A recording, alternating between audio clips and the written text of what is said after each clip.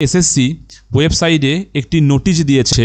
It is notified for all concerned that while candidates have been issued provisional admit card without stringent online verification of their eligibility, স্পষ্ট ভাষায় কি বলেছে, ক্যান্ডিডেটসদের তো admit card দেওয়া শুরু হয়েছে আমরা জানি, তো এই যে অ্যাডমিট কার্ড সেটা প্রভিশনাল কেন?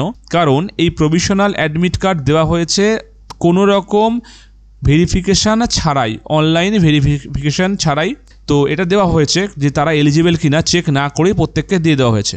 তো ওই জন্যই বলেছে it does not indicate that, এটা দেওয়া মানে এটা নয় যে that their candidature have be finally accepted by the commission. Admit card পেয়ে গেল মানেই কমিশন যে তার ক্যান্ডিডেচার অ্যাকসেপ্ট করে নিচ্ছে তা নয়। যদি এরকম হয় যে ক্যান্ডিডেটসকে পরে চেক করে দেখা যাচ্ছে যে সে যে রুলসগুলো বলা আছে বা এনসিটির গাইডলাইন অথবা সুপ্রিম কোর্টের যে অর্ডার এগুলোর বাইরে চলে যায় যদি কোনো ক্যান্ডিডেট, তাহলে will be divert from further participation after online or offline verification at the post examination stage. পরীক্ষার পর যখন অনলাইন বা অফলাইনে যে ভেরিফিকেশানই হোক, তাতে যদি এরকম কোনো ক্যান্ডিডেটকে পাওয়া যায় যারা রুলসের বাইরে অ্যাপ্লাই করেছে, তাদেরকে কিন্তু এই প্রসেস থেকে সম্পূর্ণ পরিমাণে বাদ দিয়ে দেওয়া হবে।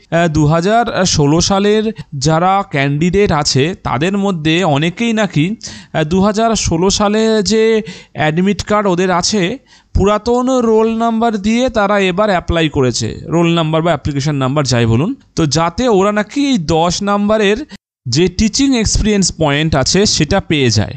জানি না খবরটা কতটা ঠিক, কারণ ওটা অ্যাপ্লিকেশন করার সময় আমরা জানি টিচিং নাম্বার লাগছিল, তো ওরা কেমন করে দিয়েছে না ওটা ছাড়াই হয়েছে বলতে পারছি না। আমি শুনেছিলাম এরকম একটা, হয়তো এদেরকে বাদ দেওয়ার জন্যই এই কথাটা এসেছে।